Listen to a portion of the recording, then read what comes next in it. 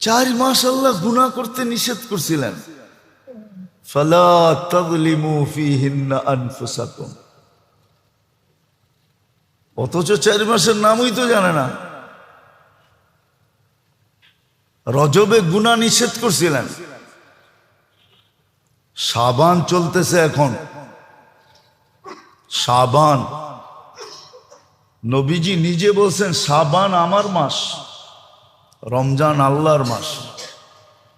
আল্লাহর রসুল শাবানে রোজা রাখতেন এত বেশি যে রমজানের সাথে মিলাইয়া দিতেন। শাবান ছিল রমজানের পূর্ব প্রস্তুতি, পূর্ব প্রস্তুতি স্বরূপ হলো শাবান মাস। রমজানের জন্য প্রস্তুতি, পূর্ব প্রস্তুতি শাবান।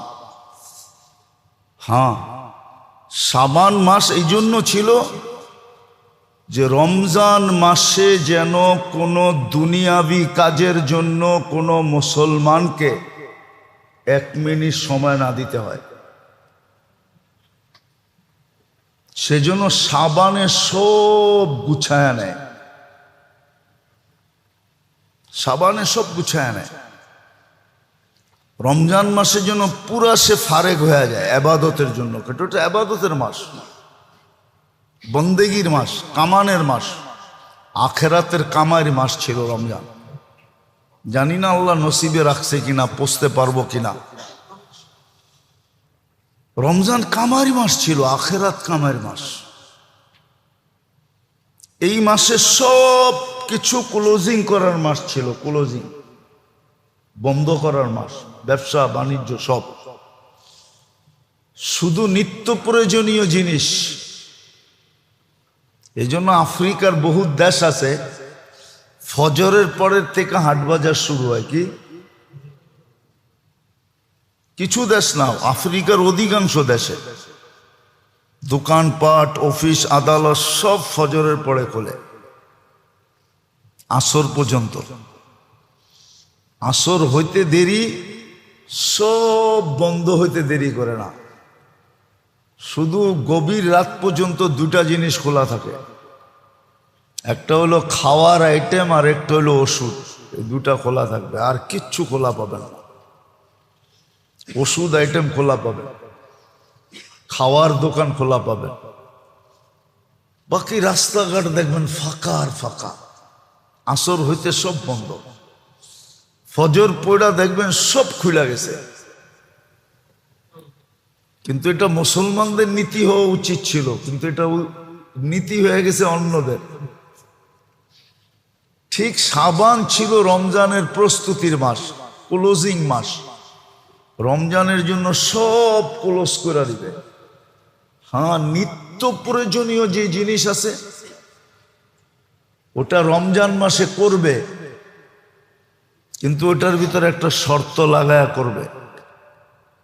ওটা মুআসাত হিসাবে করবে, সহযোগিতা হিসাবে, সহমর্মিতা হিসাবে, সহমর্মিতা দেখানোর জন্য করবে। আর এটাও কিছু দেশে আছে, যেই দামে কিনা ওই দামে বেচা। এর আগেও মনে হয় আমি বলছিলাম, আফ্রিকার অনেক দেশে আছে, গরিব গরিব দেশ, রমজান মাসে যেই দামে কিনে ওই দামে বেচে, 1 টাকাও লাভ নেয় না। জিজ্ঞাসা করলে কয় সহমর্মিতা, মুআসাত বলে আরবিতে, সহযোগিতামূলক। এই জন্য আমরা বিক্রি করি, আর কোনো লাভ নেই না, কোনো লাভ নেয় না। যেই দামে কিনা ওই দামে বিক্রি। তো ও যখন সহমর্মিতা দেখায়, সহযোগিতা দেখায়, তো ক্রেতাও বলে তোর জান্নাতের দরকার আছে, আমারও তো দরকার আছে। তুই তো যেই দামে কিনলি ওই দামে বেচা জান্নাত বানায় নিলি, নিজেকে জাহান্নাম থেকে মুক্ত করে নিলি, আমি কি দিয়ে করব? তো সে তাকে সহযোগিতামূলক হাদিয়া দেয়। কি দেয়? কি দেয়? 1 টাকার জিনিসে দেখা যায় 4 আনা হাদিয়া দেয়, 8 আনা হাদিয়া দেয়। আবার কেউ 1 টাকার জিনিসে 1 টাকাই হাদিয়া দেয়। বিকালে দেখা যায় হাদিয়ার পয়সা এত হইছে, যে লাভ নিলে যত না হইতো এর থেকে কয়েক গুণ বেশি হয়েছে। কয়েক গুণ। দুজনেরই জান্নাত কমপ্লিট, ক্রেতারও জান্নাত কমপ্লিট, বিক্রেতারও। আমাদের দেশে তো এরকম হবে না, কেননা এরকম যদি হয় তো দেখা যাবে আপনি সারা বৎসরেরটা কিনা নিয়া ফ্রিজে রাইখা দিয়েছেন, ঠিক না? কি? হ্যাঁ, নাহলে ঘরে গোডাউন বানায় ফেলছেন, ঠিক না? হ্যাঁ, আমাদের দেশে তো এই সমস্যাটাও আছে, কিন্তু ওই দেশে এই সমস্যা নাই। প্রয়োজনের থেকে 1 টাক বেশি নিবে না। কিন্তু আমাদের দেশে যদি হয় না, তাহলে পুরা দোকান যে কিনা ফেলাইব, কয় তুই বাইর টাকা যা। হ্যাঁ, ও নিজেই ওই দোকানে বইয়া 3 গুণ দামে বেচা শুরু করব। আমাদের স্বভাব তো এরকম। হ্যাঁ, কিন্তু আবার করতে করতে হইতে পারতো, করতে করতে হইতে পারতো। ওইটারও একটা যুক্তি আছে, তরতিব আছে, যদি কেউ করতে পারে। কিন্তু করা করে নাই বা করতেছে, হয়তো আছে কোথাও, খুঁজলে পাওয়া যাবে। একবার আমি খবর পাইছিলাম ফরিদপুরে যে আছে। যেমন মনে করেন এলাকা ভিত্তিক, আমাদের এই গলিতে 25টা বাড়ি। কয়টা? এই 25টা বাড়িওয়ালারা মিলা করছে রমজানের জন্য যে আমাদের যত জিনিস লাগবে দৈনন্দিনের, আমরা শ্যামবাজারতে কিনা আনবো, যেই দামে কিনা আনবো ওই দামেই প্রত্যেক বাড়িতে সাপ্লাই দিব। যার যতটুক লাগবে শুধু আমাদেরকে লিস্টি দিয়া দিবে, তাইলে এটা সম্ভব। সোসাইটির ভিতরে যদি কেউ তৈরি হয়ে যায়, একটা গ্রুপ তৈরি হয়, জামাত তৈরি হয়, যে আমাদের এখানে দৈনন্দিন যাটা লাগবে ওটা আমরাই কিনবো, আর যার যতটুক লাগবে অতটুকুই কিনবো, ডেলি আমরা আনবো, আর সবার বাড়িতে নিজ ইচ্ছায় সাপ্লাই দিব। এটা করলে সম্ভব, এটা করলে সম্ভব। নাহলে আমাদের দেশে যেরকম আছে ওরকমই থেকে যাবে। তো যেটা বলতেছিলাম, মেরাজে নিয়ে যাওয়ার কারণ এটাও ছিল যে এই উম্মতকে বুঝানো তোমরা বড় সম্মানিত।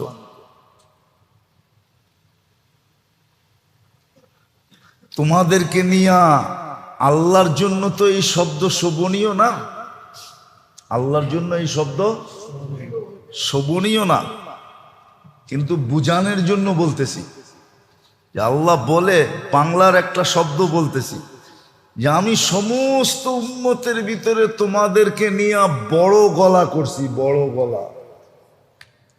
যদিও শব্দটা আল্লাহর জন্য শোভনীয় না,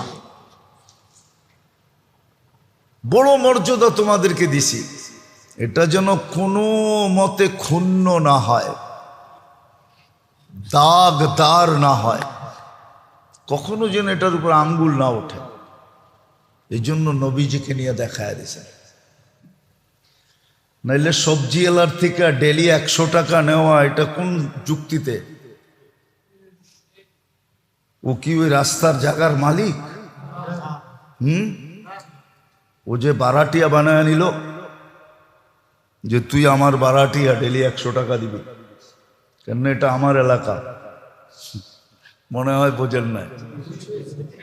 হ্যাঁ, বুঝছেন?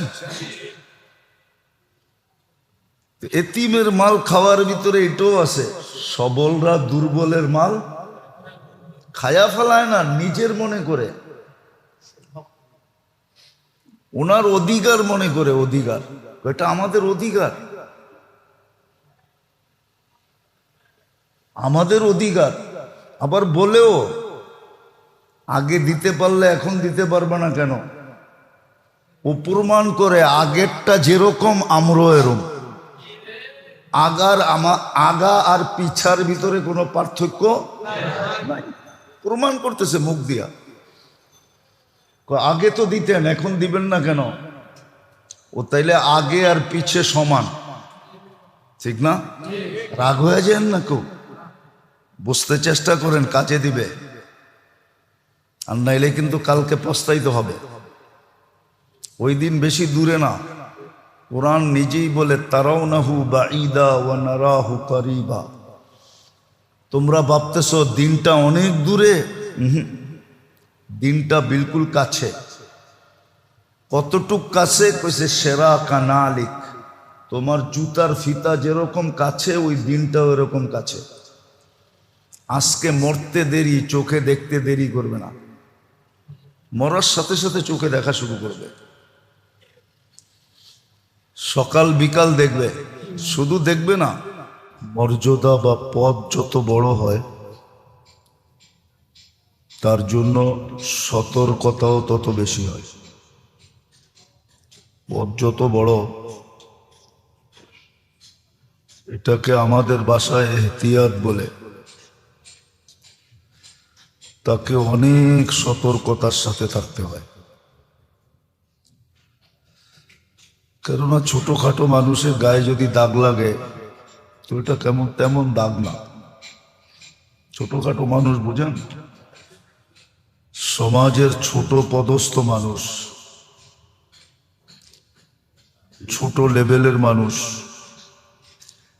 এর গায়ে যদি কোনো দাগ লাগে তো এটা বড় কিছু না। মানুষ এটা বলেই উড়াইয়া দেয়, এরকম মানুষ এরকম কাজ করতেই পারে, এটা কোনো ব্যাপার না। কিন্তু কোনো মর্যাদাবান ব্যক্তি, ব্যক্তিত্ববান ব্যক্তি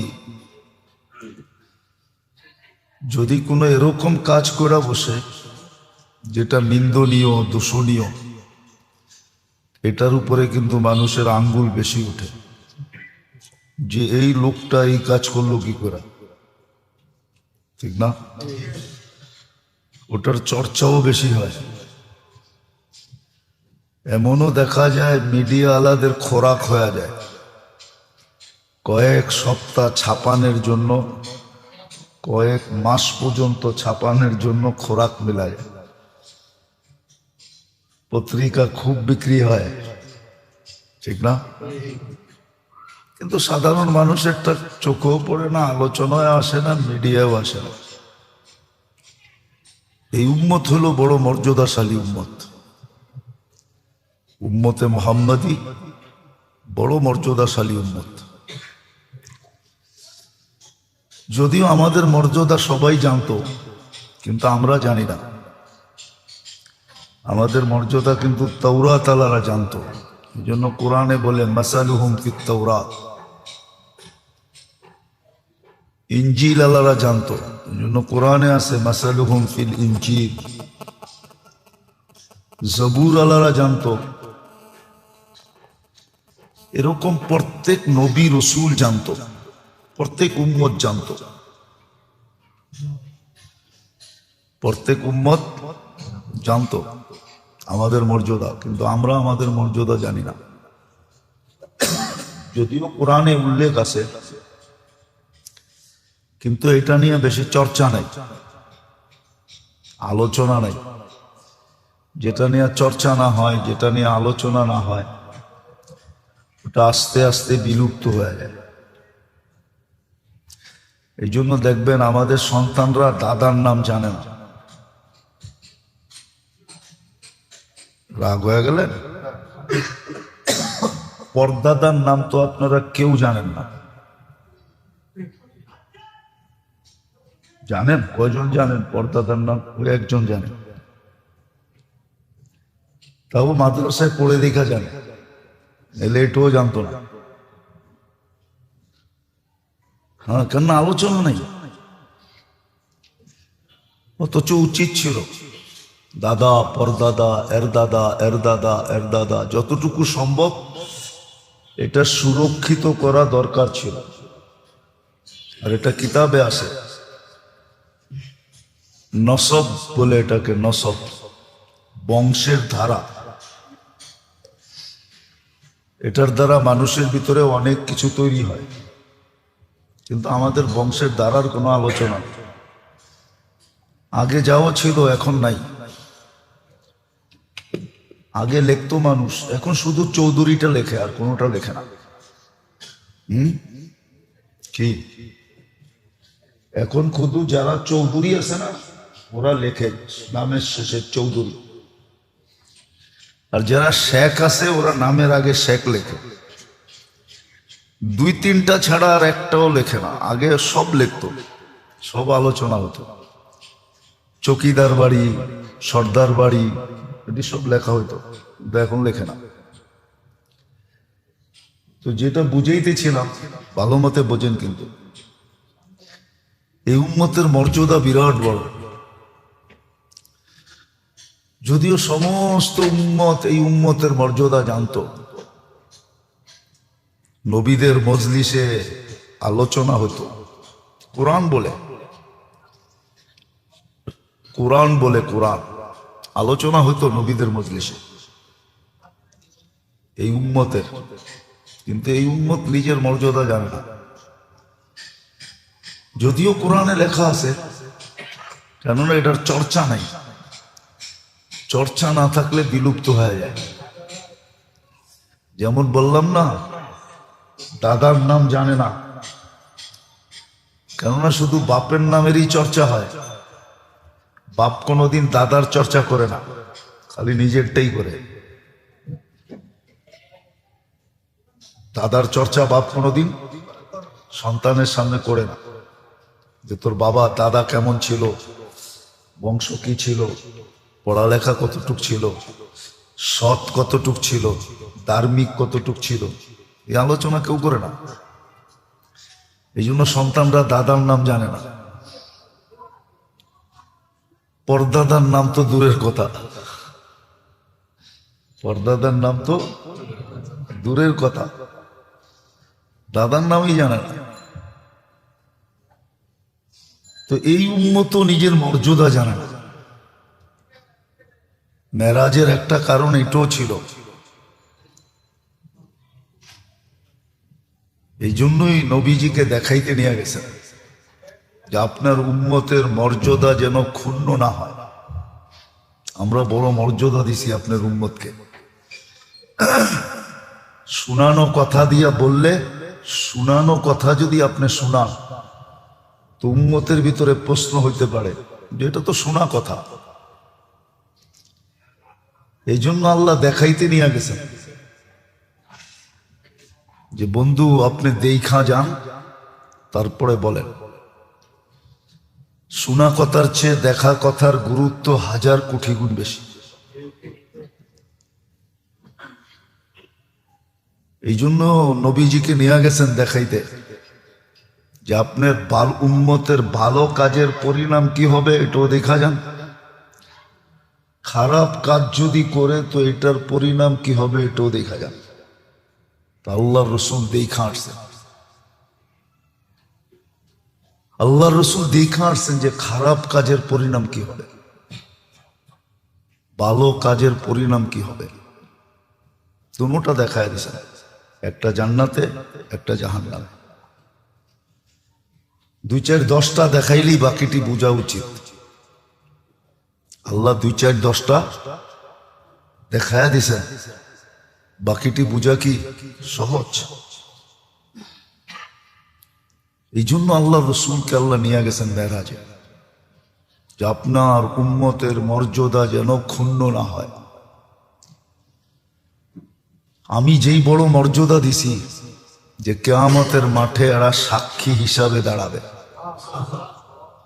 সুহাদা আলান নাস, সমস্ত উম্মতের উপরে আমি আপনার উম্মতকে সাক্ষী হিসাবে গ্রহণ করব। আল্লাহর পক্ষের সাক্ষী, আল্লাহর বিরুদ্ধের সাক্ষী না। আবার বলতে পারেন রাজ সাক্ষী। সমস্ত উম্মতের রাজ আমাদের কাছে আছে, কোরআনে লেখা আছে। সমস্ত উম্মতের ভেদ আমাদের কাছে কোরআনে লেখা আছে, হাদিসে লেখা আছে, এটা আমাদের কাছে আছে। এটা যেন কোনো মতে ক্ষুণ্ণ না হয়। আপনার উম্মতের কর্ম দ্বারা যেন কেউ আঙ্গুল না উঠাইতে পারে। এই জন্য শুনান নাই, শুধু চোখে দেখাইছে, বাকি নবীদেরকে তো শুনাইয়া দিছে, দেখান নাই। এই জন্য মেরাজে নিয়ে গেছিলেন, 2-4-10টা দেখাইয়া দিছেন, কিতাবে পাওয়া যায় আর কি, যে মানুষ যে সৎকা করে, খয়রাত করে, জেহাদ করে, নেক আমল করে, ওটার একটা দৃষ্টান্ত এখানে দেখাইছে। যে কিছু লোক ফসল লাগাইতে দেরি, ফসল পরিপূর্ণ হয়ে যেতে দেরি হয় না, আবার ওটা কাটতে দেরি, ওটার জায়গায় আবার নতুন করে হইতে দেরি হয় না। আল্লাহ রসুল জিজ্ঞাসা করছে, এটা কি? এটা কি? লাগাইতে দেরি, হইতে দেরি হয় না, এটা কাটতে দেরি, এটার জায়গায় আবার নতুনটা হইতে দেরি হয় না, হইয়া আবার পরিপূর্ণ হয়ে যেতে দেরি হয় না, এটা কি? তো জিবরিল আলাইহিস সালাম বলছে, এটা আপনার উম্মতের নেক আমল। আর কোরআনে এটার ইঙ্গিতও আছে, ওয়ুরবিস সাদাকা, ওয়ুরবিস, তোমাদের নেকি, তোমাদের দান, তোমাদের খয়রাত, তোমাদের সমস্ত আমলকে আমরা এরকম বাড়ায় দিব। করবে একটা, কিন্তু এইভাবে হইতে হইতে হইতে হইতে হইতে কিয়ামতের দিন দেখা যাবে পাহাড় পরিমাণ হয়ে গেছে। এই জন্য হাদিসে আছে, এক ব্যক্তি নিজের আমল নামাকে অস্বীকার করবে, বলবে আমি তো এতটি করি নাই, বয়সই পাই নাই, কোত্থেকে করুন, সুযোগই হয় নাই, কোত্থেকে করুন। আল্লাহ তাকে বুঝাবে, এইভাবে তোমার নেকির এই পাহাড় তুমি দেখতেছ, আমি শর্ট করলাম, তখন সে বিশ্বাস করবে, স্বীকারোক্তি দিবে, ইদানিয়া রব্বিলি, তাইলে আল্লাহ আমার হইতে পারে, আপনি যেইভাবে বুঝাইতেছেন তাইলে আমার হইতে পারে। তো নেকির দৃষ্টান্ত দেখাইছেন যে কিভাবে এটা বাড়বে, কিভাবে এটা বাড়বে, আর পারলেই মর্যাদা অক্ষুণ্ণ থাকবে। একটা কথা আপনি চিন্তা করেন, যেই উম্মত 1000 বৎসর বাঁচছে, তাহলে ওর 1000 বৎসরের নেকি, ঠিক না? আপনি বাঁচছেন কতদিন? 60-70 বছর, তুলনামূলক আপনার নেকি কম না? কি? কিন্তু আরেক দিকে দেখলে তো আরো বেশি, আমাদের নেকি সবচেয়ে বেশি। এই দিকে দেখলে আমাদের নেকি অনেক বেশি, কেননা ওই উম্মতকে 1-এর বদলায় 1 দিছেন, কত? আর আমাদেরকে 1-এর বদলায় কমসে কম 10 দিছেন, আর বেশির থেকে বেশি হিসাব ছাড়া। তো প্রথমেই তো ওর থেকে আমি 9 গুণ বেশি, ঠিক না? হ্যাঁ, কি আমার 1 বৎসর হইলে 10 বৎসর, ঠিক না? 10 বৎসর হইলে, হ্যাঁ 60 বৎসর হইলে তো 600 বৎসর তো এখানে হয়েই গেল, ঠিক না? আবার লাইলাতুল কদর 83 বৎসর, 1 রমজান 70 মাস, এগুলো যদি হিসাব করেন তাহলে ও আমার দ্বারে কাছেও না। তো যেটা বুঝাইতেছিলাম, মেরাজের কারণ এটো, যে সচক্ষে দেখা দিয়েছেন যাতে আমাদের মর্যাদা অক্ষুণ্ণ না হয়, আমাদের মর্যাদার উপরে কেউ আঙ্গুল না উঠাইতে পারে। হ্যাঁ, একটু আগেই বলছি, পদ যত বড় হয় তার জন্য সতর্ককরণ তত বেশি হয়, তাকে তত সতর্ক থাকতে হয়। আর ছোট মোটো হইলে তত দূর গেলে পিউনের চাকরি যাইব, তাতে কি আসে যায়, ঠিক না? গেলে কি চাকরি করে কি পিউনে, ঠিক না? ওর আবার ভয় কিসের? গেলে পিউনের চাকরি যাব, অথবা চাকরি করে সিকিউরিটি গার্ডের, তো কি কয়, আর দূর সিকিউরিটি গার্ডের চাকরি যাব, এটা তো তেমন বড় কিছু না, ঠিক না? হ্যাঁ, ওরা তো সতর্ককরণ নাই, ওরা তো ভয় পাইতে হয় না, আর পায়ও না, পায়ও না। এই জন্যই উম্মতের মর্যাদা অনেক বড়। আল্লাহ চোখে দেখায় আমাদেরকে সতর্ক করছেন যে তোমাদের মর্যাদায় যেন আঙ্গুল না ওঠে, ক্ষুণ্ণ না হয়, দাগ না লাগে। এই জন্য আল্লাহ রসুলকে নিয়ে সব দেখাইছেন, দুনো সাইড দেখাইছেন, জান্নাতও দেখাইছেন, জাহান্নামও দেখাইছেন। তো এরকম একটা বললাম লোভ হয়, জিনা বিলুপ্ত হয়ে যেতে থাকে। আর বিয়ে যখন কঠিন হয় তখন জিনা সস্তা হইতে থাকে।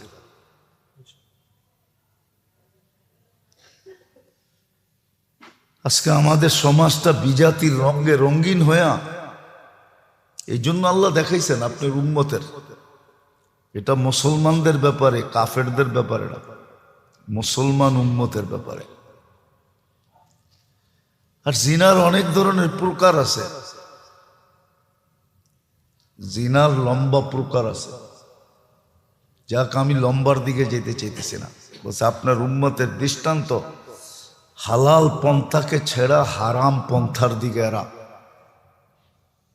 দাবি তো হইছে, অথচ ভালো গোশত সামনে রাখা আছে, ওটা খায় না, ওই পোকা পড়া পচা দুর্গন্ধময় ওটা খাইতেছে। হালাল পন্থা ছিল, হালাল পন্থা সহজ ছিল, এই জন্যই তো আল্লাহ রসুল বলছিলেন বিয়ে শুধু চাহিদার জন্য ছিল না, বিয়ে অনেক কারণে ছিল। শুধু চাহিদা এটার জন্য বিয়ে না, বিয়ের অনেক কারণ ছিল, যেটা সহজ করছিলেন। কিন্তু আমাদের সমাজে এখন বিয়ে একটা কঠিন জিনিস, বিয়ে কঠিন। যার ঘরে মেয়ে আছে ও জানে ওর মাথার উপরে চিন্তার পাহাড় কত বড়। মাঝে মাঝে অনেকে আছে ভাবে হিমালয়টা মাথায় থাকলেও মনে হয় এত বেশি কষ্ট হইতো না। একটা দুইটা মেয়ে যার ঘরে আছে তার মাথার উপরে হিমালয়ের চেয়ে বড় বোঝা। কিন্তু এক সময় ছিল না, এক সময় আসলেই তো মেয়ে সৌভাগ্য হও, মেয়ে হওয়াই মানি হলো সৌভাগ্যবান হওয়া। আগে এটা ছিল না, আগে মেয়ে যার ঘরে হইতো সে সবচেয়ে বড় কপালওয়ালা হইতো। কেননা বিয়ের ভিতরে এই সমস্যা ছিল না, আজকে যে সমস্যা বিয়ের ভিতরে, যার কারণে অন্য রাস্তা বেছা নিছে, অন্য রাস্তা বেছা নিছে। জিনা ব্যাপক হয়ে গেছে, সর্বধরনের জিনা, শুধু বাস্তব জিনা না, জিনার প্রকার আছে, সবগুলাই ব্যাপক এখন। যেই সমাজে হওয়ার কথা ছিল না, মুসলমান সমাজে, মুসলমান এটার থেকে দূরে থাকা উচিত ছিল, হাজারো লক্ষ মাইল দূরে। আর মুসলমান যদি দূরে থাকতো তাহলে সারা দুনিয়া মুসলমানের দিকে আকৃষ্ট হতো। আজকে যেরকম আমরা অন্যদের দিকে আকৃষ্ট, অন্যদের দিকে, আবার এটা সুন্দর সুন্দর নাম দিছে, এটা কি সুন্দর সুন্দর নাম দিছে, আবার নামগুলো এরকম লোকগুলা দিছে হায় যাদেরকে নিয়ে মুখও খোলা যায় না। সমাজের বড় বড় শিক্ষিত, বড় বড় সমাজের কর্ণধার, বড় বড় বুদ্ধিজীবী, এরা বিভিন্ন নাম দিছে, নাম দিয়া হায় হায় নারী পুরুষকে এক কইরা দিছে, নারী পুরুষকে এক কইরা দিছে, নারী পুরুষকে এক কইরা দিছে। আপনাকে একটা যুক্তি দিতেছি আমি, আবার যুক্তিও তো দেওয়া যায় না, এই সমাজে তো যুক্তি দিতে গেলেও ভুল, বিভিন্ন নাম পড়া যায়। যেমন আহমদ শফি সাহেব রহমতুল্লাহ আলাইহির নাম পড়া গেছিল, উনি একটা উদাহরণ দিয়ে বুঝাইতে চেয়েছিলেন, কিন্তু ওনার নাম দিয়া দিছিল কি জানেন না? মিডিয়ালারা ওনার নাম দিয়ে দিছে, কিন্তু কাল কিয়ামতের দিন দেখা যাবে আহমদ শফি কই, মিডিয়ালা কই। আহমদ শফির জীবন কাটছে হাদিস পড়াইতে পড়াইতে, কোরআন হাদিস পড়াইতে পড়াইতে জীবন কাটছে। ইনশাআল্লাহ মিডিয়ালারা নাম দিছে না, আমার সমাজ নাম দিছে না, যারাই নাম দিছে, অ্যাসেম্বলিতে দাঁড়ায়া যারা নাম দিছে, কাল কিয়ামতের দিন দেখবো ওদের নাম কি হয়। ওটাও দেখার একটা সুযোগ হবে ইনশাআল্লাহ।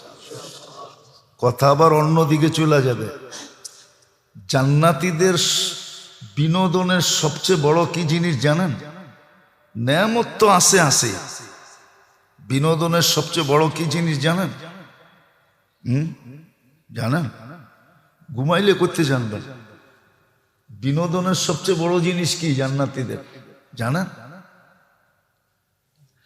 বিনোদন, বিনোদন যেটা নিয়ে বিনোদন করবে। আপনার যুগে দুনিয়াতে যত ফেমাস লোক ছিল, জান্নাতে যাওয়ার পরে আপনার মনে উঠবে দেখি ওরা কোথায়, ওরা ওরা জান্নাতে যদি থাকে তাইলে আপনার সামনে আসবে প্রজেক্টরে আর কথা হবে। আর যদি দোজগে থাকে তাইলে তো কোনো কথাই নেই। দিনের পরে দিন ওরে নিয়ে কাইটা যাবে, এক একজনকে ডাকবে আর কোরআন বলে মা সালাকাকুম ফি সাকার, বিনোদন করবে। এইখানে কেমনে আসলেন?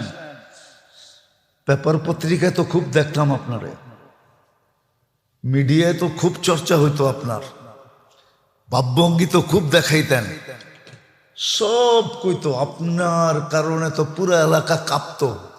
এখন এই বিনোদন করতে করতে দিন সপ্তাহ মাস কেটে যাবে, ওরে নিয়ে বিনোদন করবে। এটাই বিনোদন, আমি বিনোদন বললাম, এটা নিয়ে বিনোদন করবে। তো ও বলতে বাধ্য হবে কেন ওইখানে গেল, মা সালাকাকুম ফি সাকার, কোরআনে আছে, ও জবাব দিবে। এই কারণে আসছি। সর্বশেষ ও একটা অনুরোধ করবে, আন আফিদু আলাইনা মিনাল মা, একটু পানি দাও, এত কথা তো কইলাম, এত কিছু তো করলা, একটু পানি দাও। তো জান্নাতি জবাব দিবে কদ হাররামাল্লাহু আলাইকুম, পানি তো দূরের কথা, কাটাও দেওয়া যাবে না, আল্লাহ হারাম করে দিছে। তো জান্নাতের সবচেয়ে বড় বিনোদন হইল এটা, সবচেয়ে বড় বিনোদন এটা, বিনোদন, বিনোদন হবে। হ্যাঁ, প্রজেক্টর লাগানো থাকবে। হাদিসে আছে দরজা, ইন্না ফিল জান্নাতি লাবাবান, একটা দরজা থাকবে জাহান্নামের দিকে, যেটা দিয়ে টাইকা টাইকা বিনোদন করবে।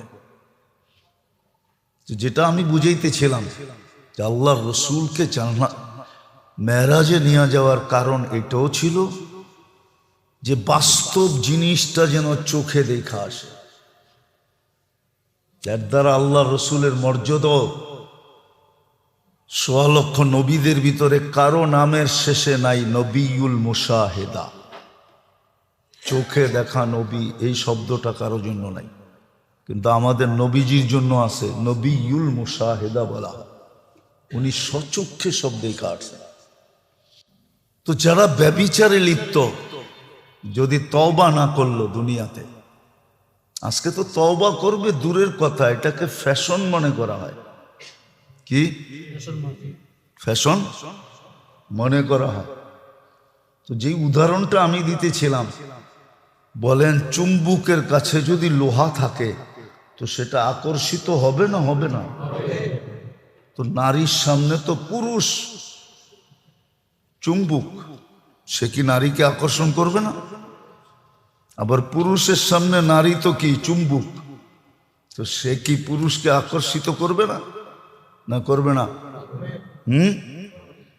আর যদি না করে তাহলে বোঝা যেতে হবে আপনার ভিতরে পার্স নাই, আপনার ভিতরে কি নাই? কি নাই? না রাগ হয়েন না আমার কথা, এটা যুক্তিসঙ্গত। তাহলে বোঝা যাবে আপনার ভিতরে কি নাই, ওই সার্কিটটা নাই আপনার ভিতরে, ওই আইসিটা নাই, ওই ওই ওই পার্সটা আপনার ভিতরে নাই। তাহলে বোঝা গেল ওইটার পার্স আপনার ভিতরে নাই। কি নাই? ওই পার্টস আপনার ভিতরে নাই। অথচ এটার নামই দেওয়া হয় সভ্যতা, আধুনিকতা। কত শব্দ যে বানাইছে আল্লাহ জানে। অথচ ইসলাম যেটাকে নিষেধ করছেন, বানানেওয়ালা কারিগর নিষেধ করতেছেন। কারিগর, কারিগর বোঝেন? কারিগরকে, এটার কারিগরকে, এটার ডিজাইনারকে, এটার সেটিং করছে কে? এটা সবই তো আল্লাহ, ঠিক না? উনি নিষেধ করতেছে। আরে আপনি বিরোধিতা করে বলতেছেন ওরা আধুনিকতা বোঝে না। আপনি আধুনিকতা বোঝেন, ঠিক না? ওরা বোঝে না। আল্লাহ আধুনিকতা বোঝে নাই, আপনি বুঝছেন। এটা যেরকম দেখা আসছেন আরো আছে। আমি দুই চারটা আপনাকে দেখাইতেছি। আরেকটা দেখাইছেন যারা আমানতের ভিতরে খেয়ানত করে। আমানতের ভিতরে খেয়ানত করে। যেরকম এই যুগে আমরা সবাই আমানতের ভিতরে খেয়ানতকারী। প্রথম হলো আল্লাহর আমানতের খেয়ানতকারী তো আমরা অবশ্যই। ইন্না আরাদনাল আমানাতা আলাস সামাওয়াতি ওয়াল আরদি ওয়াল জিবাল ফাআবাইনা আন ইয়াহমিলনাহা ওয়া আশফাকনা মিনহা ওয়া হামালাহাল ইনসান। যে আমানত আল্লাহ আমাদের কাছে দিয়েছেন ওটার তো খেয়ানত আমরা করতেই আছি। ওটার খেয়ানত 100 করতেছি। যে আমানত আল্লাহ আমাদেরকে দিয়েছেন, মুসলমান ইসলাম রূপে যেটা আমাদেরকে দিয়েছেন, উম্মতে মুহাম্মদী রূপে আমাদেরকে যেটা দিয়েছেন, এটা তো খেয়ানত করতেই আছি। দ্বিতীয়, যেটাকে হুকুক বলে, হুকুকেরও আমরা খেয়ানত করতেছি। হুকুকেরও আমরা খেয়ানতকারী। প্রাপ্য যেটা আমাদের কাছে, যেটা পাবে, এটারও খেয়ানতকারী আমরা। তৃতীয় আরেকটা আছে, আমাদের কাছে যদি কেউ কিছু রাখলো তাহলে ওটাতেও আমরা 9-6 অভ্যস্ত। ওটা তো আমরা কি 9-6 অভ্যস্ত। আমরা 9-6 করতেছি, 9-6 আমরা অভ্যস্ত। এটাতে আমরা 9-6 অভ্যস্ত, আমরা 9-6 করি। আমানত খেয়ানত করার একটা উদাহরণ দিছেন।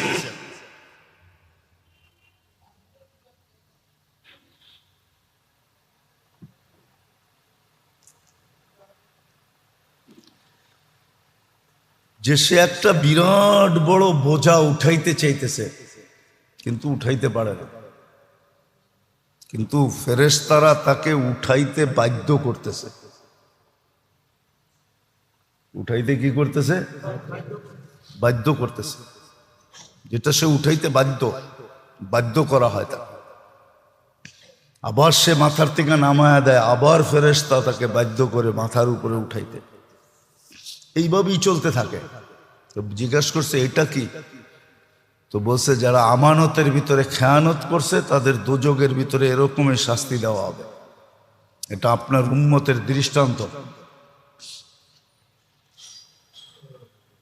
এরকম আরো অনেক, শুধু এরকম একটা না দুটা না, একটা না দুটা না, অনেক। যেমন হালাল ছেড়া যারা হারাম বক্ষণ করে, যারা দুনিয়াতে সুদ খায়, ঘুষ খায়, এদের দৃষ্টান্ত। যারা এতিমের মাল খায়া ফেলে, আর এটা আমাদের সমাজে এখন ব্যাপক, এতিমের মাল খায়া ফেলা। আবার এটার ভিতরে আরেকটা অন্তর্ভুক্ত আছে, শক্তিশালী দুর্বলেরটা খায়া ফেলে। শক্তিশালী দুর্বলেরটা খায়া ফেলে। দুর্বলেরটা, শক্তিশালী দুর্বলেরটা খায়া ফেলে। এটার পরিধিটা অনেক লম্বা, বললে আমার সমাজ মানতেও পারবে না। আবার বললে আমাদেরও বিপদ হইতে পারে। আমাদেরও বিপদ হইতে পারে, হ্যাঁ হইও যেতে পারে। এই জন্য বলাও যায় না, খুইলা বলা যায় না। শক্তিশালীরা দুর্বলেরটা কি করে গলে খায়া ফেলে। নাইলে সবজি এলার থেকে ডেলি 100 টাকা নেওয়া, এটা কোন যুক্তিতে? ও কি ওই রাস্তার জায়গার মালিক? ও যে বারাটিয়া বানায় নিল যে তুই আমার বারাটিয়া, ডেলি 100 টাকা দিবি, কেন এটা আমার এলাকা। মনে হয় বোঝেন না, হ্যাঁ বুঝছেন? এতিমের মাল খাওয়ার ভিতরে এটাও আছে, সবলরা দুর্বলের মাল খায়া ফেলায় না, নিজের মনে করে, ওনার অধিকার মনে করে। অধিকার, এটা আমাদের অধিকার, আমাদের অধিকার। আবার বলেও আগে দিতে পারলে এখন দিতে পারবে না কেন? ও প্রমাণ করে আগেরটা যেরকম আমরাও এরকম। আগা আর পিছার ভিতরে কোনো পার্থক্য নাই, প্রমাণ করতেছে মুখ দিয়া। আগে তো দিতেন, এখন দিবেন না কেন? ও তাইলে আগে আর পিছে সমান, ঠিক না? রাগ হয়ে যান না, কেউ বুঝতে চেষ্টা করেন, কাজে দিবে। আর নাইলে কিন্তু কালকে পস্তাইতে হবে।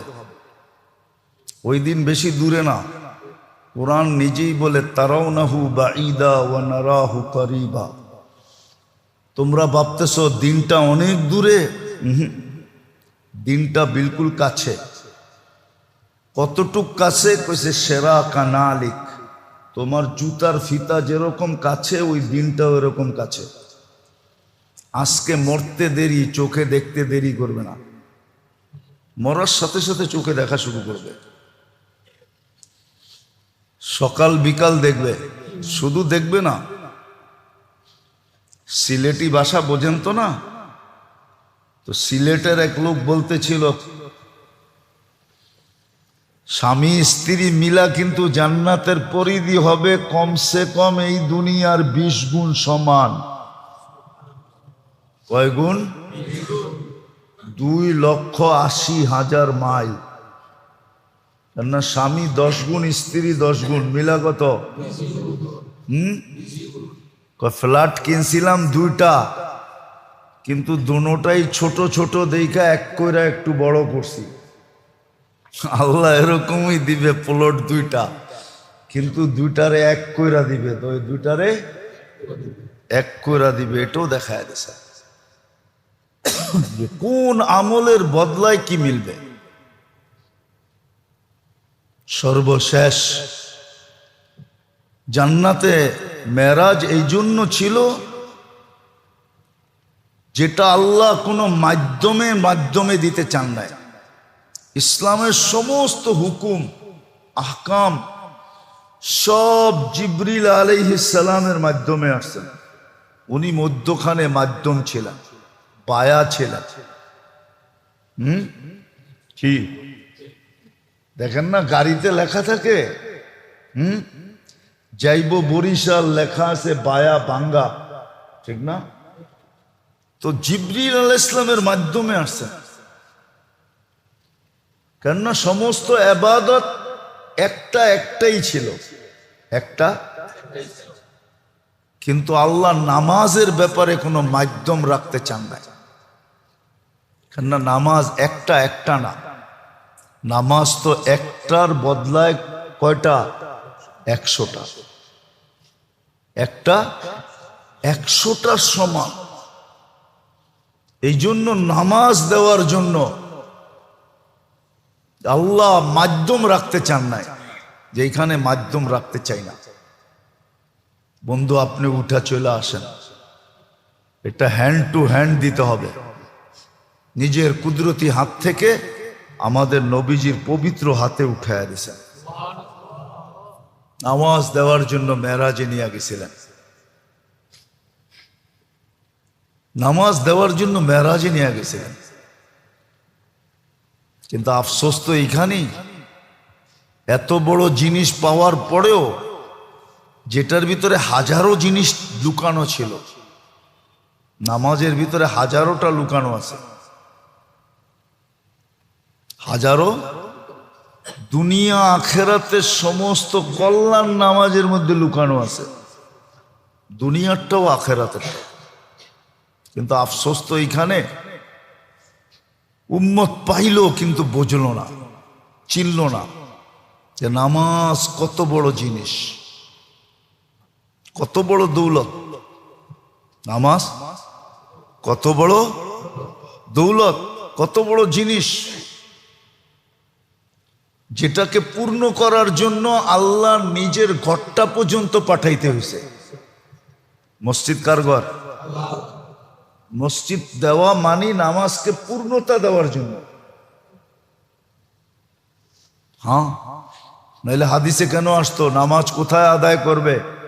বলছে যেখানে আজান হয়, মসজিদ, আল্লাহর ঘরে যায়, পূর্ণতা দেওয়ার জন্য। তো আফসোস, আল্লাহ আমাদেরকে বুঝার তৌফিক দান করে। উম্মতের সব ছেড়া দিল, উচিত ছিল না নামাজ ছেড়া দেওয়া, উচিত ছিল। এই জন্য যে বলছে বড় সুন্দর বলছে, যে বলছে সে খুব সুন্দর বলছে। বিজাতি সমস্ত নেকের কাজ করতে পারে, বিজাতি সমস্ত, কিন্তু নামাজ পড়তে পারে না। ও নামাজ পড়লে আর ওর জাতি ওকে, ওর জাতি মেনে নিবে না। রোজা রাখতে পারে, হাজারো মানুষ রোজা রাখে, কোন ধর্ম নাই যে ধর্মে রোজা না আছে। ও হিন্দু করে যে জিজ্ঞেস করবেন বৎসরে ওগো রোজা আছে। তাঁতিবাজার যে জিজ্ঞেস করেন, ওদেরও রোজা আছে। সব জাতির ভিতরে রোজা আছে, জাকাত আছে। আপনি আর কয় টাকা দান করেন? হ্যাঁ, আমি একজনের নাম বলবো, ওরে যে জিজ্ঞেস করে দেখেন, চিনবেন হয়তো। অনেকে দক্ষিণ অঞ্চলে গেলে চিনবেন। অমৃত ভান্ডার আছে একটা প্রতিষ্ঠান, অমৃত ভান্ডার, দক্ষিণ অঞ্চলে বেশি চলে। ওর কনজুমার আইটেম আছে। বরিশালে ঢুকার আগে ওর বিরাট বড় ফ্যাক্টরি আছে। ও হিন্দু। বরিশালে যে জিজ্ঞেস করে দেখেন ও কিরকম দান করে, কিরকম দান দক্ষিণা করে, যে জিজ্ঞেস করে দেখেন। ও হিসাব কইরা কইরা দান করে, হিসাব কইরা কইরা, হিসাব কইরা দান করে। আপনি তো 2.5% দিতে চান না, ঠিক না? কয় পার্সেন্ট? আপনারা জানেন বুদ্ধিস্টরা কয় পার্সেন্ট মালের জাকাত দেয়? বুদ্ধিস্ট চিনেন? বৌদ্ধ যা মালয়েশিয়ায় জিজ্ঞেস করে দেখেন। আমি জিজ্ঞেস করে বলতেছি আপনাদেরকে, না যাই না, মুখস্থ বলতেছি না। মালয়েশিয়া যে জিজ্ঞেস করে দেখেন। হ্যাঁ, বৌদ্ধরা বৌদ্ধ জাতির সহযোগিতা করার জন্য প্রত্যেক ধনী বৌদ্ধ 10% জমা দিতে হয়, 10% মালের। আপনি তো 2.5% দিতে চান না। তো সমস্ত নেক কাম করতে পারে, কিন্তু নামাজ, উম্মত যদি একটা কাজ শুরু করত, নামাজ। আল্লাহ আমাদেরকে বুঝার তৌফিক দান। ওমা আলাইনা ইল্লাল বালাগ।